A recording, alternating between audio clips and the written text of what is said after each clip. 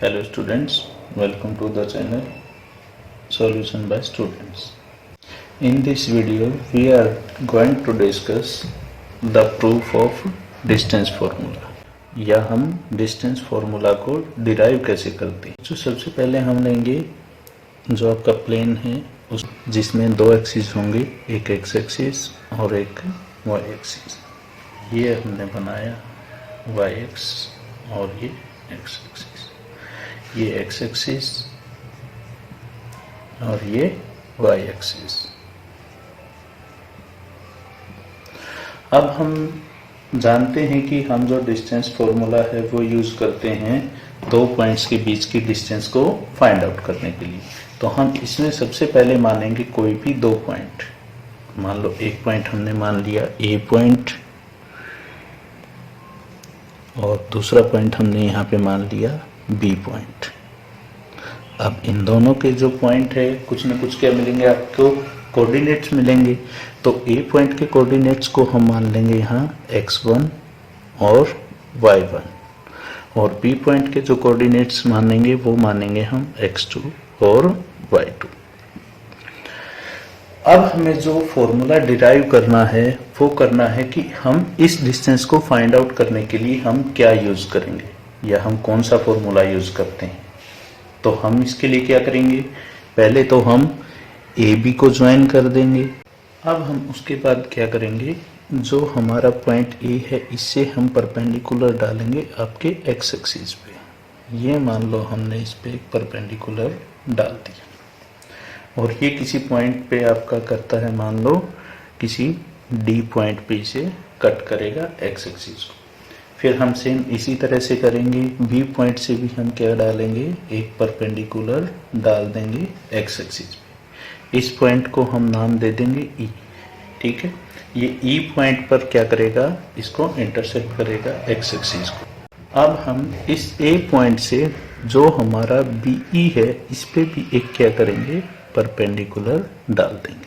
Perpendicular तो आप सब जानते ही हैं कि किसी दूसरी लाइन पर हम एक ऐसी लाइन ड्रॉ करें और वो इस पे क्या बनाए, एक 90 डिग्री का एंगल बनाए।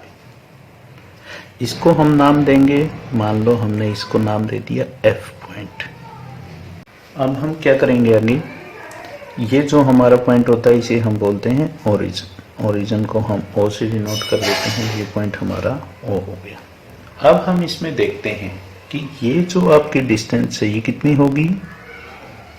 यहाँ तक जो डिस्टेंस होती है, यहाँ पे जो आपकी x की वैल्यू होती है, आप कोई भी लाइन ड्रॉ करते हैं, इसकी वैल्यू यहाँ से यहाँ तक क्या हो जाएगी, x1।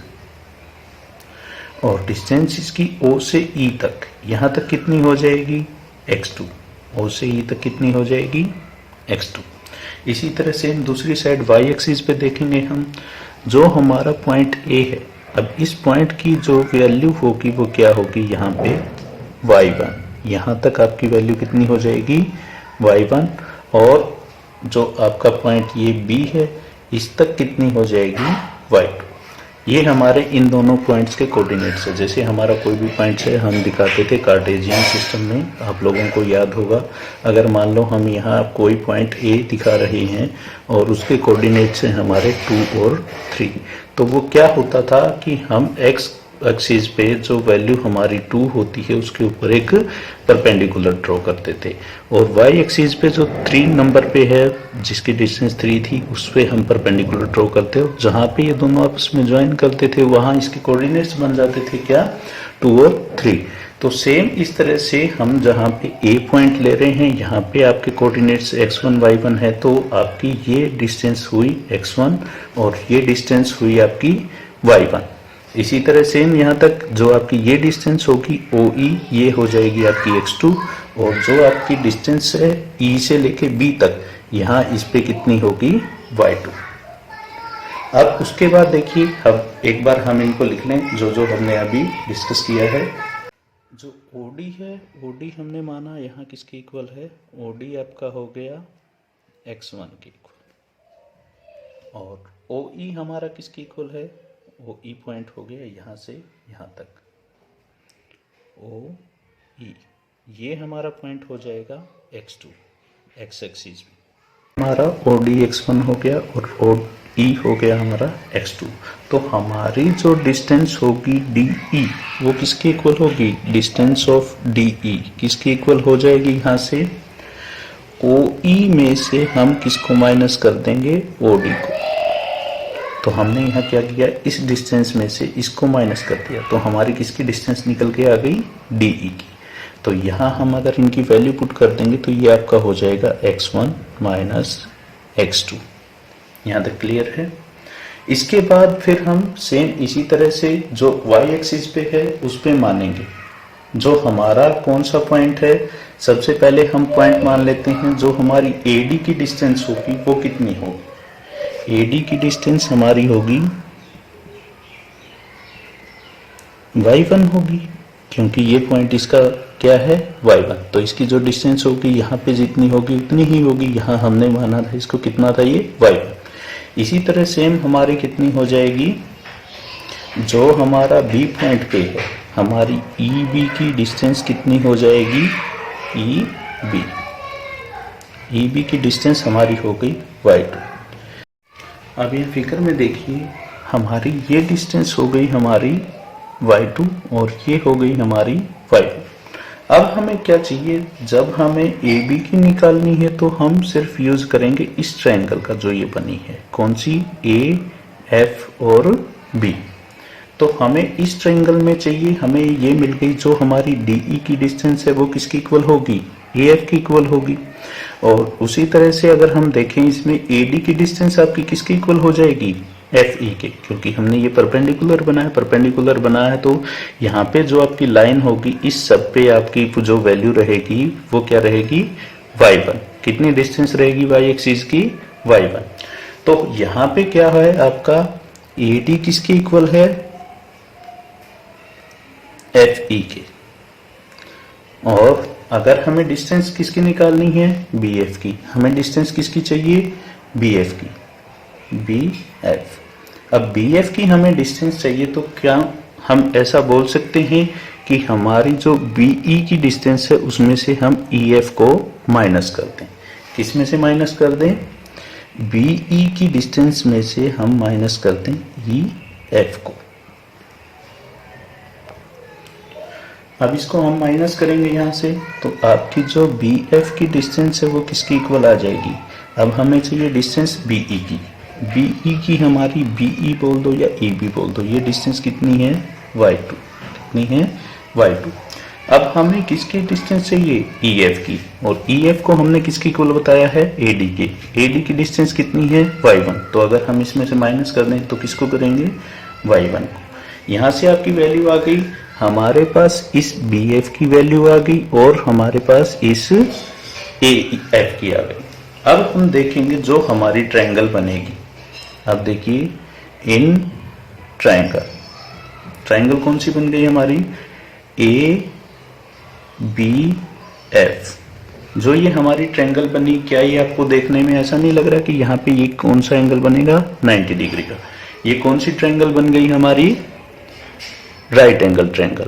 अब जो हमारी राइट एंगल ट्रायंगल है उसमें हम एक थ्योरम यूज करते हैं जो आप लोग 6th-7th क्लास से, पाइथागोरस थ्योरम में क्या होता है, जो हमारा बेस होता है, अगर हम बेस है उसकी जो डिस्टेंस है उसका स्क्वायर प्लस परपेंडिकुलर का स्क्वायर, अगर इन दोनों के स्क्वायर को हम ऐड कर देंगे तो वो उन दोनों का सम हमारा किसके इक्वल होगा, हाइपोटेन्यूज के स्क्वायर के इक्वल। एक बार देख लीजिए, जो हम पाइथागोरस थ्योरम है वो क्या करते थे, जो आपका हाइपोटेन्यूज का स्क्वायर है वो आपका होता था किसकी इक्वल, बेस का स्क्वायर प्लस परपेंडिकुलर का स्क्वायर। और परपेंडिकुलर का स्क्वायर अब हम इसमें क्या करेंगे, ये वैल्यूज पुट करेंगे। यहाँ इस ट्रायंगल में देखिए, जो हमारा हाइपोटेन्यूज है वो क्या हो गया, AB का स्क्वायर। AB का स्क्वायर किसके इक्वल है, AF के स्क्वायर, AF का स्क्वायर। ये हमारा क्या है, बेस, प्लस परपेंडिकुलर क्या हो गया, BF। इसका भी हम क्या करेंगे, स्क्वायर। ये हमने यहाँ पे क्या यूज किया, पाइथागोरस थ्योरम। अब जब हम पाइथागोरस थ्योरम यूज कर रहे हैं, अब हमने जो इनकी वैल्यूज निकाली है, हमने यहाँ पे कुछ वैल्यूज निकाली है हर एक पॉइंट की, किस पॉइंट से कहां तक क्या है। तो हमें निकालनी है डिस्टेंस, किसकी निकालनी है, ए बी की, वो तो हमें फाइंड आउट करनी है। तो हम इसे ए बी लिख देंगे। क्या लिख देंगे, ए बी का स्क्वायर। अब हम बात करते हैं ए एफ। अब हमें ए एफ की डिस्टेंस पता है, ए एफ की डिस्टेंस हमें पता है कि जो ए एफ की डिस्टेंस है वो किसके इक्वल होगी, डीई के। तो हम यहाँ एक लाइन और लिख देंगे, एक चीज और लिख देंगे जिससे क्लियर हो जाए सामने वाले को देखते ही कि जो आपका ए एफ है वो किसके इक्वल है, डीई के इक्वल। किसके इक्वल है, डीई के इक्वल। तो यहां से डीई की वैल्यू निकाली, डीई की वैल्यू कितनी है, यहां हमारी डीई की वैल्यू आई थी जो, वो आई है x1 माइनस x2। क्या आई है डीई की वैल्यू, x1 माइनस x2। तो हम यहाँ AF की जगह जो DE की वैल्यू है वो लिख सकते हैं। तो ये x1 माइनस x2 का होल स्क्वायर प्लस इसी तरह हम किसकी वैल्यू लिखेंगे, BF की। अब BF की वैल्यू हमारी कितनी आई है, BF की वैल्यू, BF की वैल्यू हमने किस में से किसको माइनस किया था, y2 में से किसको माइनस किया, y1 को। किसको माइनस किया, y2 माइनस y1, ये किया था। क्लियर है यहां तक। अब हमें क्या करना है, इसका भी क्या करना है, स्क्वायर करना है।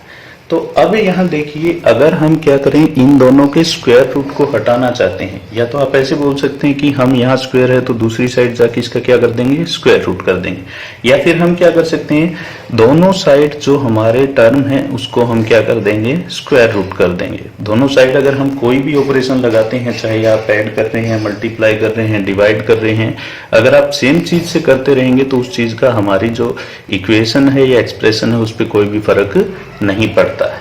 तो हम अगर दोनों साइड स्क्वायर रूट लगाएंगे तो इस साइड का स्क्वायर रूट होगा वो क्या होगा, इस स्क्वायर रूट से, सॉरी इस स्क्वायर से वो स्क्वायर रूट कैंसिल आउट हो जाएगा, और उस साइड का हम अगर ये पूरी टर्म पे होता तो कैंसिल होता, वरना नहीं होता। तो हम यहाँ क्या करेंगे, जो हमारी ए बी की डिस्टेंस है वो किसके इक्वल आ गई, under root x1 minus x2 इसका स्क्वायर प्लस, अब हम देखो यहाँ पे टर्म क्या कर रहे हैं, यहाँ पे हम किसी चीज का स्क्वायर कर रहे हैं। एक मान लो कोई चीज हमारे पास 5 है, दूसरी 4 है। अब हमें इन दोनों का डिफरेंस करना है, तो 5 माइनस 4 का स्क्वायर करें या 4 माइनस 5 का स्क्वायर करें, दोनों सेम चीजें आएंगी। ये हमने जिस टाइम डिस्टेंस फॉर्मूला किया था उस टाइम भी डिस्कस की थी। तो उससे आपका कोई भी फर्क नहीं पड़ता है। तो आप इसे ऐसे लिखना चाहे तो ऐसे भी लिख सकते हैं, या इसे क्या करेंगे, y1 माइनस y2 का होल स्क्वायर कर देंगे।